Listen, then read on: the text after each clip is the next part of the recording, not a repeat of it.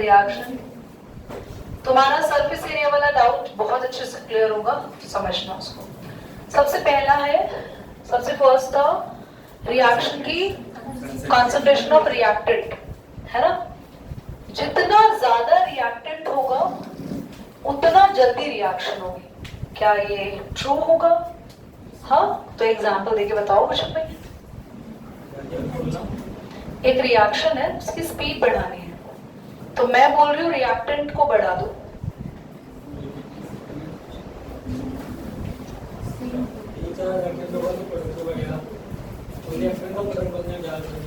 मैं बोल रही हूँ कि if you increases the concentration of reactants,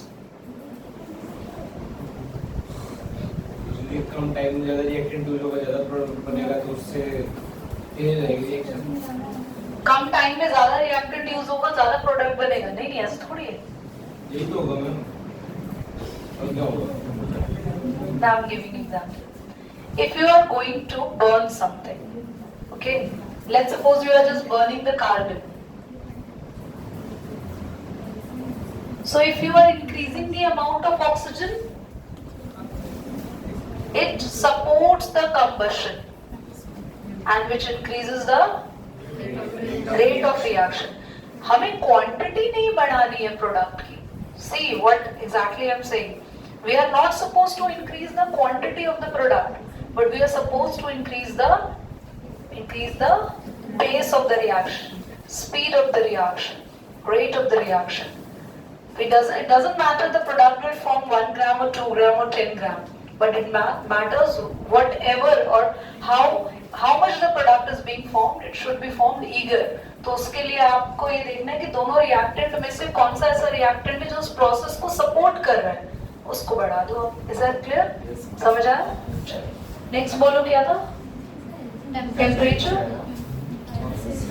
class temperature के लिए ना बेटा, आप दोनों पीछे जो बैठे हैं बेटा, बस बोलना नहीं है, क्योंकि ये जो मेरी क्लास चल रही है ना, ये मैंने तुम्हें अलाउ बस इसलिए कर दिया, और नहीं केमिस्ट्री चल रही है, ये बेचारों को वैसे ही सब्जेक्ट थोड़ा सा अच्छा नहीं लगता है, ये बस बीच में डिस्टर्ब मत करना, आप बोलना नहीं।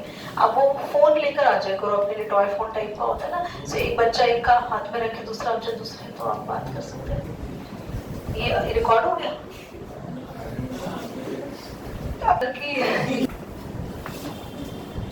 देखो अच्छे ध्यान से, टेम्परेचर का ना एक ही फंडा है। टेम्परेचर वैसे तो बच्चों, टेम्परेचर कई रिएक्शंस में तो इंक्रीज करता है रेट ऑफ रिएक्शन, बट कुछ का डिक्रीज भी कर देगा। क्यों? क्योंकि कुछ रिएक्शंस एक्सोथर्मिक होती है, कुछ एंडो होती है। पर इस चैप्टर में एक जनरल क्लॉज दिया हुआ है, आपको याद रखना, every 10 degree Celsius increases the rate of reaction double। मतलब सिंपल सा लॉजिक है, हर 10 डिग्री सेल्सियस पर रेट ऑफ रिएक्शन अपना डबल हो जाता है। बट स्टिल ये किन रिएक्शंस के लिए वैलिड है? एंडोथर्मिक। एक्सो कहां से होंगी? एंडो तो हीट को एब्जॉर्ब करती है, एक्सो में हीट रिलीज होती है। क्या बात कर रहे हो आज? कहां से आ रहे हो बेटा? क्या लॉस्ट क्यों आज? अच्छा डी। ओके, आगे हो गया। नेक्स्ट अगली, ये समझ आया? ये किन रिएक्शंस के लिए वैलिड है? एंडोथर्मिक के लिए। गुड। अगला पॉइंट क्या लिखवाया था? Nature of reactant and product. तो बेटा nature of reactant and product simple है, रिएक्टेंट्स ऐसे होने चाहिए जिनके बॉन्ड जल्दी ब्रेक हो जाए, और प्रोडक्ट्स ऐसे होने चाहिए जिनके बॉन्ड जल्दी फॉर्म्ड हो जाए। आपने उल्टा ले लिया, रिएक्टेंट ऐसे ले लिए जिनके बॉन्ड टूट ही नहीं रहे, और प्रोडक्ट ऐसे ले लिए जिनके बॉन्ड बन ही नहीं रहे, तो रिएक्शन होगी नहीं। तो बॉन्ड्स मस्ट बी, तुम्हें समझ में आ रहा है नीचे की वो डिस्टर्ब तो नहीं कर रहे बच्चा उनकी आवाजें? तो नहीं तो आगे आ जाओ, और तुम भी कृष्णा अपने आप को शिफ्ट कर लो आगे। तो प्रोडक्ट एंड रिएक्टेंट फेवरेबल होने चाहिए एज पर द रिएक्शन।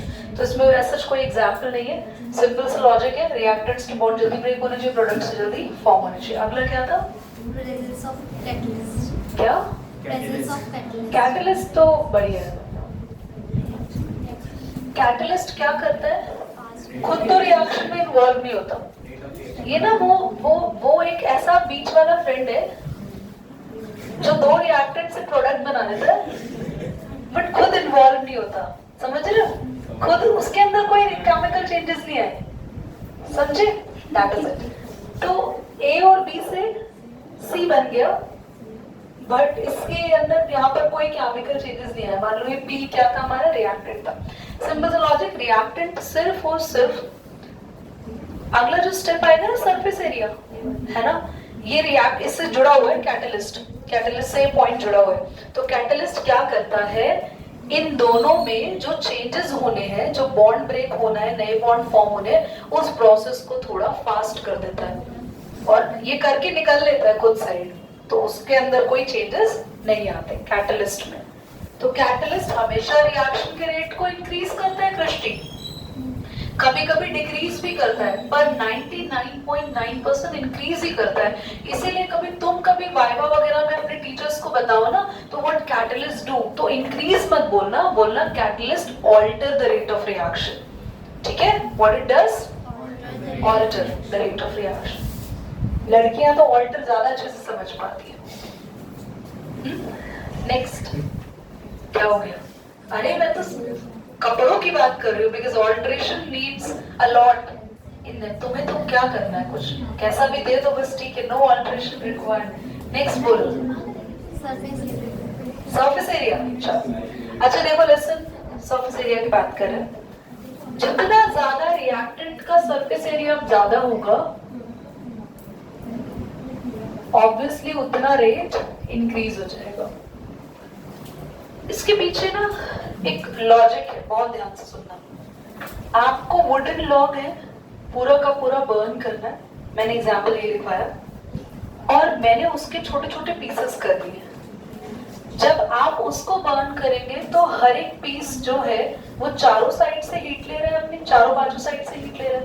पहले वुडन लॉग में सिर्फ लॉग, लकड़ी के टुकड़े पे सिर्फ इसके चारों तरफ हीट जा रही थी, है ना? अब जब मैंने इसके पीसेस कर दिए तो सभी पीसेस के चारों तरफ क्या हो रही है? तो आप मुझे बताओ, बर्निंग किस में ज्यादा होगी, किस में जल्दी होगी? यस, जितना ज्यादा सरफेस जो है वो आपके रिएक्शन के कांटेक्ट में आएगा, उतना जल्दी हमारे रिएक्शन का रेट बढ़ जाएगा। एक और भी है, यहाँ पे ध्यान से सुनना। कैटलिस्ट भी ना इसी फैक्ट पे काम करता है, सरफेस एरिया पे, पर कैटलिस्ट का फंडा थोड़ा सा अलग है। मैं इसको भी थोड़ा देर में समझाऊंगी, अदरवाइज तुम ना शायद रिलेट करके कंफ्यूज हो सकते हो। एक और एग्जांपल देते हैं सरफेस एरिया का, ये तो हो गया। एक और अदर एग्जांपल जिसका विला है, विला है, तो इन्होंने 10th में तो पढ़ा है ना। विलाय क्या होता है? नहीं, पॉज नहीं करो, सुनो। हमारी जो विलाय होती है वो हमारे डाइजेस्ट, बेटा धीरे बोलो बच्चे, डाइजेस्टेड फूड को एब्जॉर्ब करती है। तो जो डाइजेस्टेड फूड एब्जॉर्ब होता है उसमें जितनी ज्यादा विलाय होंगी उतना जल्दी एब्जॉर्प्शन, और एब्जॉर्प्शन भी तो एक काइंड ऑफ रिएक्शन ही है, काइंड ऑफ, ठीक है? चलो समझ आ रहा है ना, पक्का? अब मैं कैटलिस्ट की एक बात बता रही थी, वो भी समझो, उसको बहुत ध्यान समझना बच्चों। कैटलिस्ट पता है क्या करता है? एक प्लेटफॉर्म प्रोवाइड करता है दोनों रिएक्टेंट्स को क्लोज आने का। अच्छा मान लो आपके अंदर एक बहुत अच्छा कोई स्किल है बट आपको कोई प्लेटफॉर्म ही नहीं मिल रहा है अपने स्किल को दिखाने का, तो फिर आप वो स्किल के साथ ही ऊपर पहुंच जाएंगे, वो स्किल आपके अंदर ही दबी रह जाएगी। ऐसे कोई स्किल है किसी में टैलेंट हो, गाने का, सिंगिंग, ये सुन लेंगे, देखो ये पीछे देखो, अभी इन्हें चुप कराने को बोलो, ये चुप नहीं हो रहे थे। हाँ बहुत बढ़िया बेटा। तो ऐसा कोई स्किल है क्लास में? कोई गाता हो, डांस करता हो, या कोई भी मैजिशियन हो? कोई नहीं? तो जादू? ओके, नो, स्टॉप, आप सब खानदान पे पहुंच गए दूसरों के, तो पॉज कर रहे हैं। चलो एवरीबॉडी, ओके, तो जैसे आपके पास कोई स्किल है और आपको प्लेटफॉर्म मिल जाए तो definitely you grown up in that ना। ऐसे ही ये ए और बी रिएक्टेंट तो है पर ये इधर उधर भटक रहे हैं दूर दूर।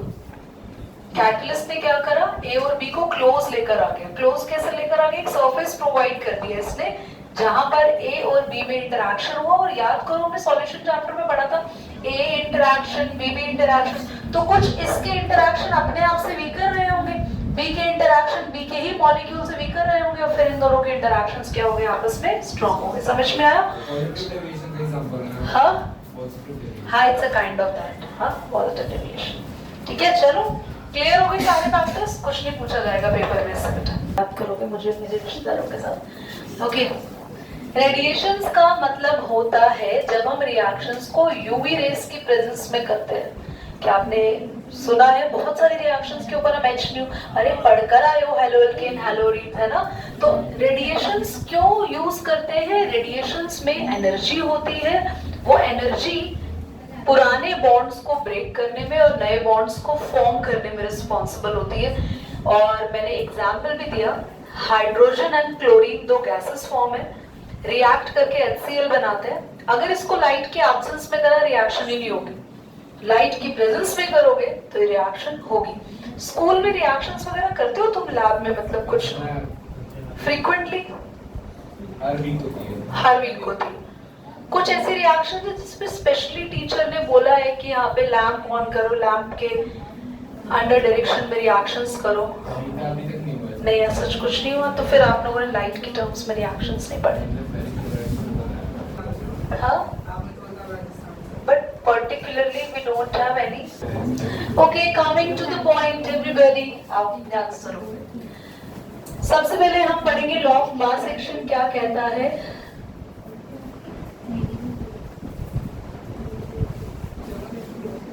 देखो, किसी भी रिएक्शन को जब आप लोग लिखते हैं तो उसका हम लोग लॉ ऑफ मास एक्शन क्या था, लॉ ऑफ मास एक्शन कह रहे हैं कि रिएक्शन का रेट कैसे लिखते हो वो आपको बताया।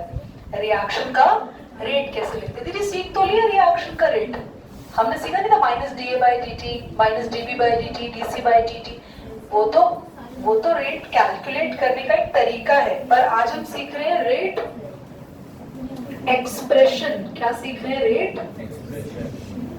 Rate expression. मतलब अगर आपको रेट लिखना हो किसी भी रिएक्शन का तो कैसे लिखेंगे? रेट होता क्या है, डायरेक्टली प्रोपोर्शनल होता है रिएक्टेंट की कंसंट्रेशन के, और इनकी जो स्टोइकियोमेट्री है वो इनकी पावर बन जाती है। इसको हटाते हैं तो हमें मिलता है K होता है रेट कांस्टेंट। इसकी कुछ खासियत सुन लो जल्दी से रेट कांस्टेंट की। सबसे पहली, it is different for different reactions. अलग अलग रिएक्शंस के लिए अलग अलग होगा। Constant at a particular temperature. किसी एक टेम्परेचर की बात करें तो ये कांस्टेंट रहेगा उस टेम्परेचर पर उस रिएक्शन के लिए, but increases with increase in temperature. Next, it does not depend on concentration of reactants. Reactants की कंसंट्रेशन अगर चेंज भी होती है ना तो भी K हमारा चेंज नहीं होता, K इंडिपेंडेंट रहता है। ये हर रिएक्शन के लिए अलग अलग होगा। तो ये कांस्टेंट तो है पर अपनी अपनी रिएक्शन के लिए अपना अपना कांस्टेंट है। और एक खास बात जो सुन के थोड़ा सा तुम्हें अजीब भी लग सकता है, हमें ये रेट एक्सप्रेशन हमने लिख तो लिया पर हर बार रेट एक्सप्रेशन में लिखी हुई पावर्स स्टोइकियोमेट्री के बराबर हो भी सकती है और नहीं भी हो सकती। मतलब मान लो किसी रिएक्शन का रेट एक्सप्रेशन आपको लिख के दिया पेपर में, और वो पेपर में आगे जो लिखा हुआ A के आगे मान लो एक नंबर लिखा हुआ है 2 और वो A की पावर में 2 नहीं लिखा हुआ, तो प्लीज बात समझ लेना कि क्वेश्चन गलत है। आपको ये समझाने की कोशिश कर रही हूँ, दुनिया में जितनी भी रिएक्शंस हैं उन सभी के रेट एक्सप्रेशंस की पावर स्टोइकियोमेट्री से मैच कर भी सकती है और नहीं भी। दीदी ऐसा क्यों? तो अब हम अगला टॉपिक पढ़ने वाले ऑर्डर तब समझ में आएगा, पर ये क्लियर हो गया, नोट करो इसको, मैं करती हूँ। प्रोडक्ट में कोई रोल नहीं समझेंगे बच्चों? ऑन कर दिया आपने? डिजाइन का आधार फीचर्स हाँ कोई बात नहीं, बहुत अच्छी बात कर दिया। बेटा बेटा पढ़ने दो यार, ध्यान से देखो। अगर मान लो एक रिएक्शन लिखिए, सभी सभी प्लीज, अगर एक रिएक्शन लिखिए ए, अगर मैं आपको बोल रहा हूँ I am writing the rate of this reaction, तो रेट दिस रिएक्शन का जो होगा उसमें इन रिएक्टेंट्स की जो पावर है वो मैं लिख रही हूँ PQR। दीदी PQR क्यों लिख रहे हो? क्योंकि जो ये पावर है can be equal to equal to और नॉट, और जो इनकी पावर का सम होता है उसे कहते हैं ऑर्डर ऑफ रिएक्शन। अब दीदी हमें कैसे पता चलेगा कि ये इक्वल है या नहीं है? पहला हिंट ध्यान सुनो, किसी भी रिएक्शन को देके तुमसे ऑर्डर पूछे तो आंख बंद करके आप बस देखना रिएक्शन के नंबर्स क्या क्या लिखे हैं, नंबर्स क्या क्या लिखे, हर रिएक्टेंट के आगे के नंबर गिन लेना, टोटल कर देना, ऑर्डर हो जाएगा। पर अगर रिएक्शन भी दी हुई है, बेटा धीरे बोलो, एक सेकंड बेटा, एक सेकंड, अगर रिएक्शन भी दी हुई है और रेट लॉ भी दिया हुआ है तो आप ऑर्डर रिएक्शन को देख के नहीं बताओगे, पावर को देख के बताओगे। क्लियर हो गया? अब इनका सम क्या होता है रिएक्शन का? ऑर्डर जीरो भी हो सकता है। दीदी कैसे किसी की पावर जीरो हो जाएगी? नेक्स्ट क्लास में पढ़ाऊंगी कि किसी का ऑर्डर जीरो होने का मतलब क्या होता है, और एक और हिंट दूंगी जिससे आप रिएक्शन देख के खुद ब खुद पता लगा लोगे कि हाँ इस रिएक्शन का ऑर्डर जीरो है। क्लियर? और रिएक्शन का ऑर्डर फ्रैक्शन में भी हो सकता है, 1 भी हो सकता है, 2 भी हो सकता है और 0 भी हो सकता है, पर नेगेटिव में नहीं हो सकता। ओके, बोलो कृष्ण। हाँ, ऑर्डर होता है रेट लॉ में लिखे हुए एक्सप्रेशन में रिएक्टेंट्स की पावर का सम। ऑर्डर कुछ नहीं कहता है, एक रिएक्शन के नेचर को थोड़ा सा डिफाइन कर देता है, ठीक है? और बेसिकली ऑर्डर हम किस लिए निकालते हैं? रिएक्शन के रेट लॉ एक्सप्रेशन को जज करने के लिए, रिएक्शन के रेट को आगे जाके फाइंड आउट करने के लिए भी ऑर्डर निकालते हैं। और भी थोड़ी चीजें हैं बट इसको नेक्स्ट क्लास में डिटेल में बताऊंगी, ठीक है?